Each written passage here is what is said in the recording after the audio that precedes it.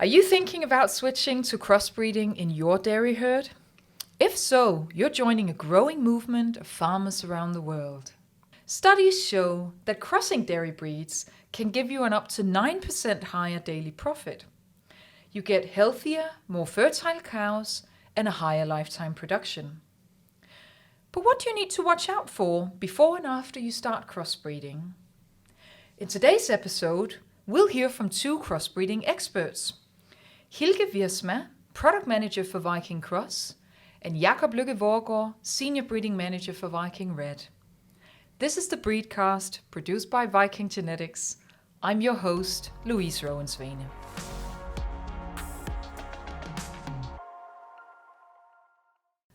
Hello and welcome, Jakob and Hielke, and thanks for being with us today. Thank you very much. Nice to be here again. Thanks, Louise. Good to be here.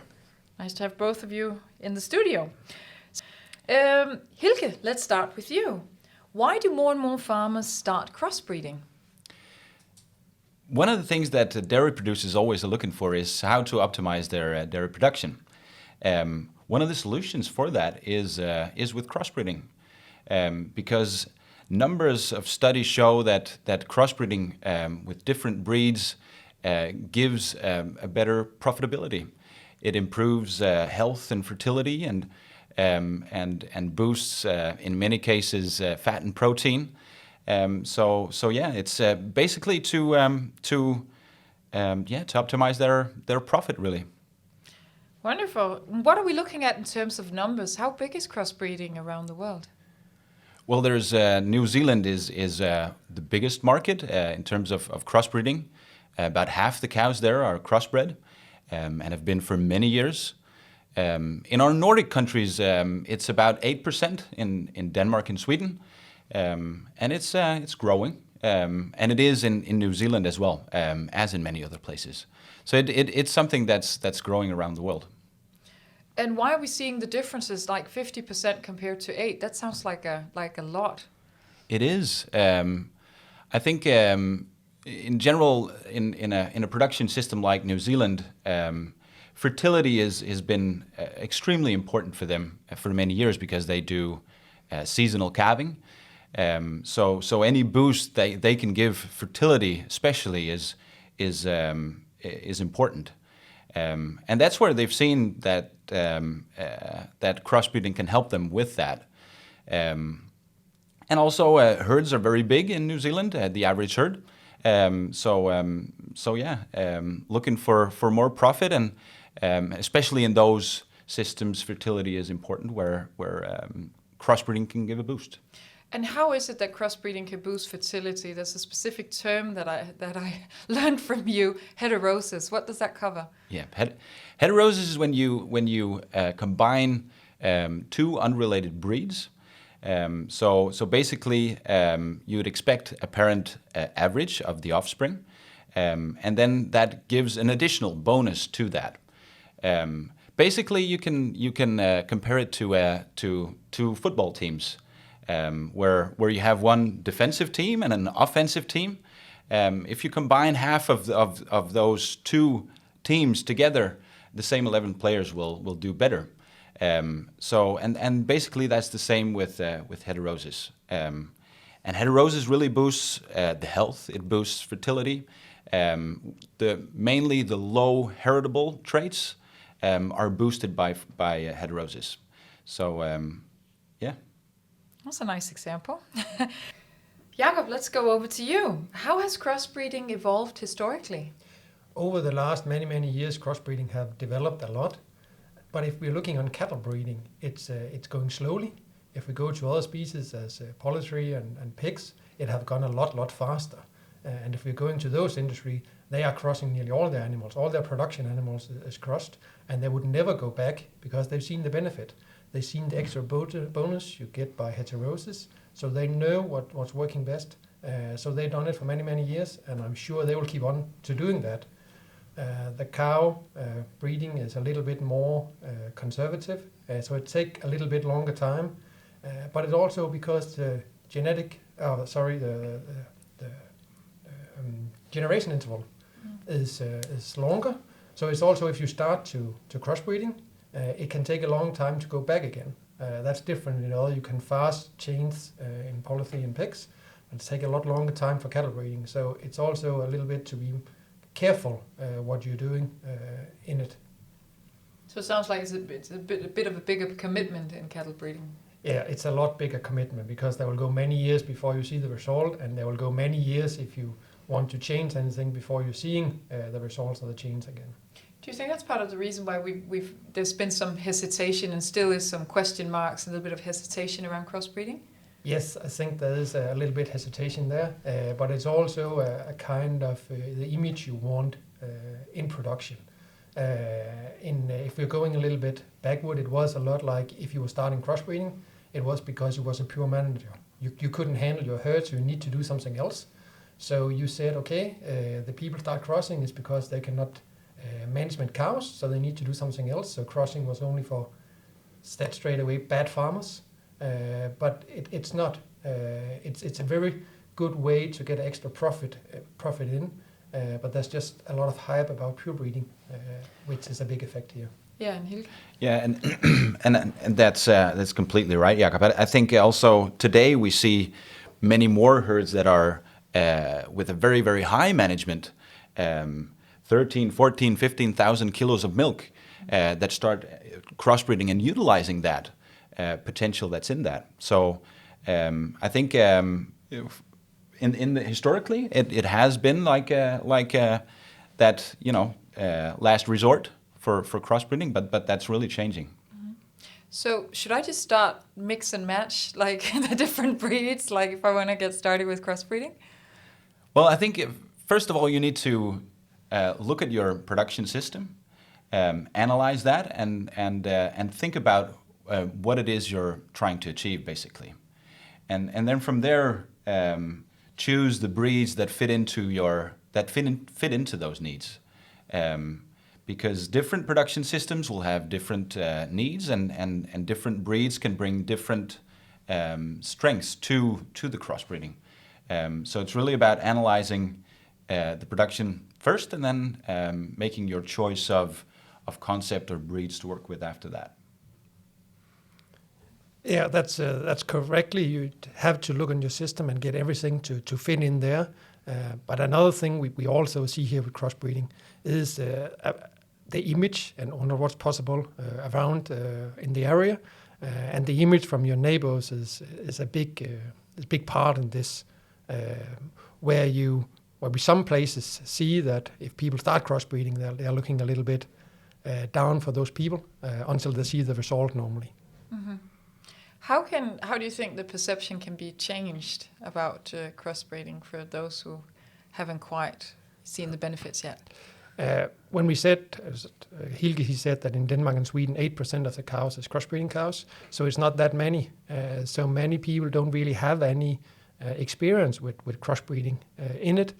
So when they see how it's working and see how well management farm can get extra profit and benefit out of crossbreeding, they will probably start doing it.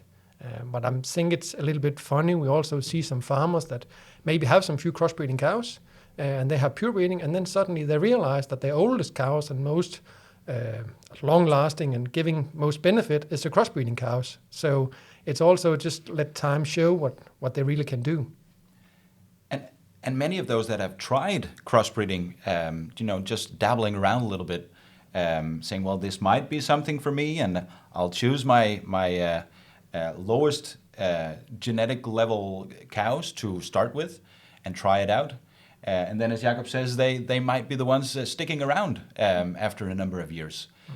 So even on this group of lower genetic value cows that some people, some farmers start with, really give good results. And I think that's one of the things to change this mindset, is to seeing is believing. And as more really progressive dairy producers are starting to utilize this, it becomes more natural, and it becomes more accepted as well. And actually, you both work with two crossbreeding systems today, Pro Cross and Viking Golden Cross. Let's start looking at some of the options and also results of this. Hielke, what is ProCross and what are some of the benefits that you're seeing with this crossbreeding program? ProCross is what we call a 3-breed rotational crossbreeding program. So typically, a dairy producer would start with the Holstein herd, breed that with VikingRed, and then breed that cross to a Montbéliard, Copex Montbéliard, and then that cross will go back to Holstein, and then you just keep on going in the loop. And it's really, we have some exceptional results scientifically, because we try to, everything we do, make sure that it's scientifically based. We have a large study from Minnesota, where it really showed, like you started saying, 9% daily extra profit. And that comes through better health, better fertility, increased longevity. The longevity is immense in these ProCross cows. And this was a study made in very high producing herds. So yeah. Jakob, how does each of the breeds contribute, the 3 breeds in ProCross? What makes ProCross very, very unique, after my opinion, is that the 3 breeds putting into it is very, very good at complementing each other. The strengths and the weakness is fitting very well together. So when we start, we have a Holstein herd, we put the VikingRed on it. We will boost with fertility, with health, and easy calvings. And then when we put the Montbéliard on, we will get more fertility, we will get more body strength, more body condition on the animals. And then when we go back to Holstein, we will get the production in and the type traits for the udder. So therefore, they benefit very much from each other's strengths. So you get a very good herd with some cows that really is functional. What systems is ProCross suited for?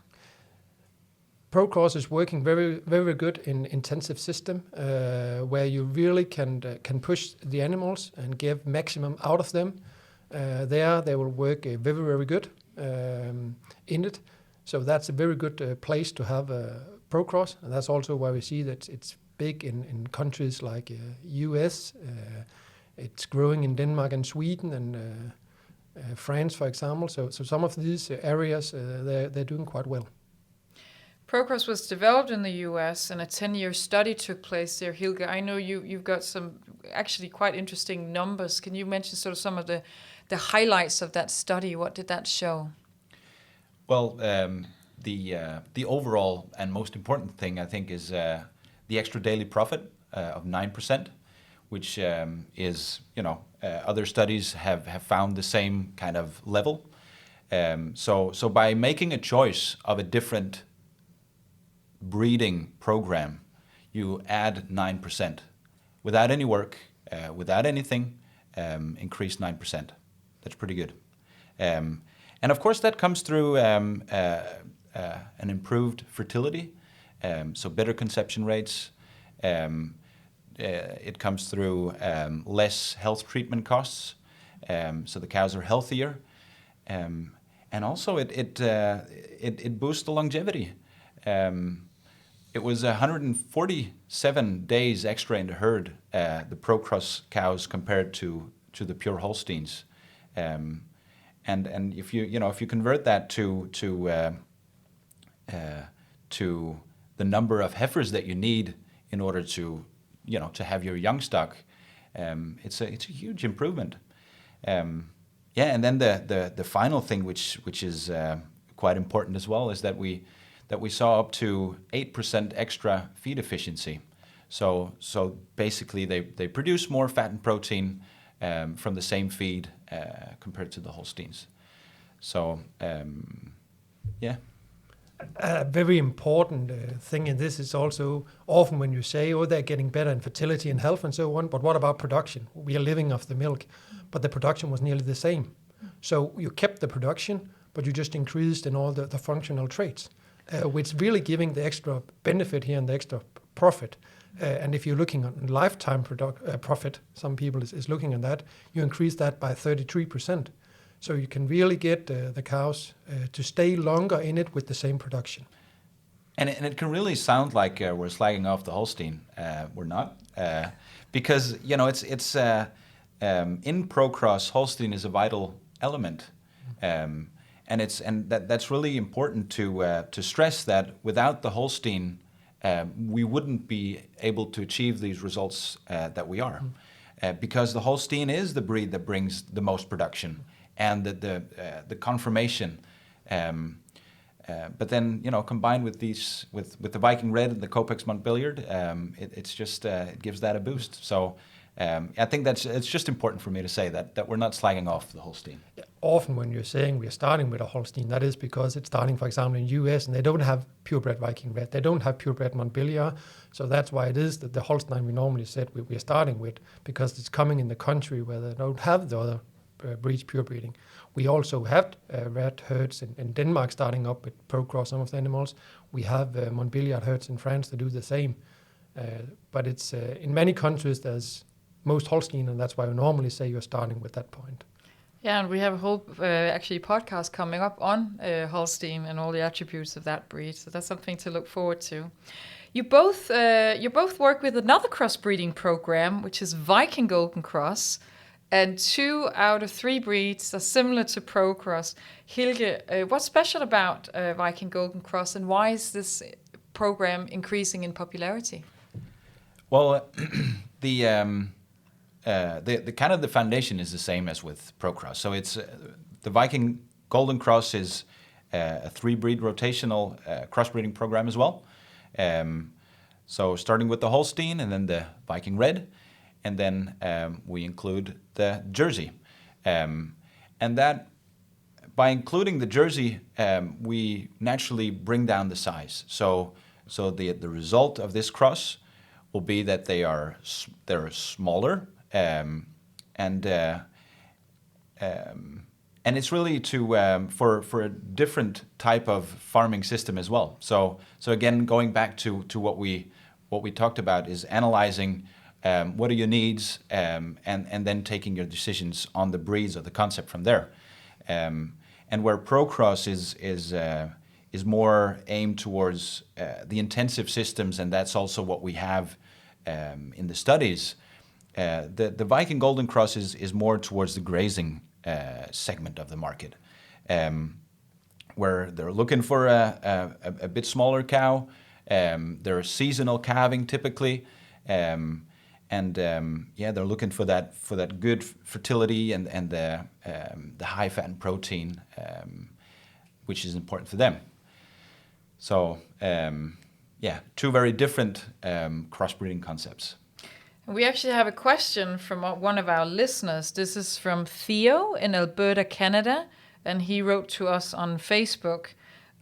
What results have you seen from Viking Golden Cross, Jakob? Oh, we've seen excellent results. Unfortunately, we don't have a scientific study on it like Procross have, where we have included, but we have seen study from Australia where they have taken the Kiwi cross, what we call it, the Holstein and Jersey, and they put on a red breed there. And they have seen a benefit there very much, going from 2 to 3 breed. It's increased the fertility, keep the production in milk nearly the same, but increase also the fat and protein, and then especially the fertility, which is very important for the grazing segment in it. We also have some Danish study showing the same, but they also showing, because we have the registration, a very large decrease in diseases. For example, when you have purebred Holstein compared to the Viking Golden Cross, you have a decrease on more than 40% in hoof diseases, for example, which is very, very important when you have the grazing system, according to they can walk and handle going many miles to get the graze. And I remember you telling me 90% of all the doses sold for VikingRed around the world is actually for crossbreeding. What makes VikingRed so appealing for crossbreeding? VikingRed is coming into the crossbreeding and giving a big boost to the calving trade and the health trade. And then when we're looking on the Nordic condition, it's economy equal breed. So it doesn't matter if you have a Holstein or Red, you're giving the same economy out of it. And when you're mixing those breed and those strong side with the Red, with the fertility, health, and easy calvings, you get an excellent combination for crossbreeding. And then when you can combine with a third breed in different condition, and that is very, very unique here because you have the Holstein, you have the Red, and then you decide, okay, do I go for a Pro Cross with the Montbéliard? Do I take a Jersey for the Golden Cross for the grazing? So you really there see a benefit of putting in the Red. You can go the direction you want. Yeah, and in places like New Zealand where sales are going quite well for us with the VikingRed, what they're looking for is a cow with a bit more body condition. They're looking for the size that the VikingRed can bring. They're kind of intermediate between the Holstein and the Jersey, and then they boost the fertility, but also the heterosis again. So boosting the heterosis in the cross that they have, and it's that's going quite well. Why are 3 breeds better than 2? Well, basically because you get more heterosis. So when you go back and forth, 2 breed rotation, so to say, you get 67% heterosis. When you add a third breed, you get 86%. So it's almost a 20% increase in heterosis by adding that third breed. And then one could say, well, why not a 4th breed? But then you increase it again, but to 94%. So the increase of adding a 4th breed that can bring something additional to what you're looking for, in terms of traits and stuff like that, can be quite difficult. So that's where we kind of settled on 3 breeds, which is the balance between combining different traits from different breeds and the heterosis level. And then also when you put in a 4 breed, you need to find a breed that is fitting your wishes, your production system, everything. Then you need to fit in 4 breeds that is suitable for the condition you're producing under. And it's hard to find an extra breed. And then you also have to remember that if you have 4 breeds, it's taking a longer time before you're around in the production system. So it's taking longer time before you get the boost in yield for the Holstein, the boost in VikingRed for fertility and health and so on. So by adding a 4th breed, it takes longer time to go around in the rotation to get all the benefit for each breed. So it sounds like 3 breeds are just about right. I want to thank you. I want to thank Theo, by the way, for the question. And if any of you out there have questions for our BreedCast, we always want to hear from you. Please send us a note on Facebook or breedcast.com. So in order to move forward and have a successful crossbreeding program, it sounds like I need to consider my needs, my production system. I should definitely consider combining 3 instead of the 2 breeds. We've talked about that. Now let's try and take a look at the future of crossbreeding. Jakob, what can we expect in crossbreeding in the years to come? I think we can expect very, very much. We will have a very large increase in crossbreeding in the future. If we're looking on the political movements right now, we're going more and more against organic farming. The EU have set a goal for organic production in 2030. And if you combine crossbreeding and organic production, you get a very big boost. The crossbreeding is boosting health, fertility. That is very, very important in organic farming. And you can hear in the other podcast we made earlier about organic farming, how important those things are there. So check that out. But we also have to look at the consumer. The consumer will also, in the future, look more and more on animal welfare. They will look more on those things with climate and sustainability and so on.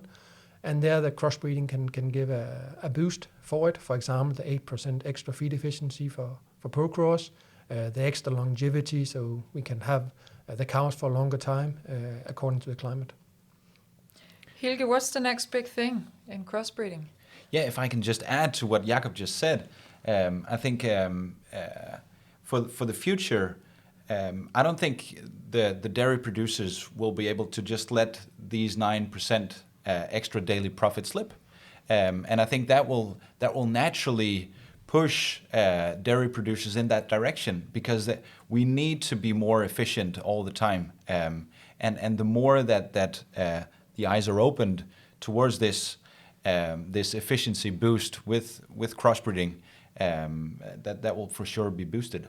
And now I forgot your question completely. You answered it, because I said, what's the next big thing in crossbreeding? Jakob, I know you worked on the strategy for VikingRed. What do you focus on? We have 4 cornerstones in that strategy, and one of them is that the red breed should be very attractive for crossbreeding. And there, what we're working a lot into there is value documentation, showing that crossbreeding is working under different conditions. Farmers today, they want facts. They want scientific studies showing that what they're doing is correct. So they know if they go that direction, they will get a profit. It's working. And then we are looking into genomic selection for the crossbreeding. I think that will be a huge benefit in the future. Hopefully from 2022, it will be possible to genomic test crossbreeding animals, and thereby the farmers that are working with crossbreeding can rank the animal genetically. It's not possible today. You just take your parent average, see how they yield, but you have no idea of the genetic level in the animal.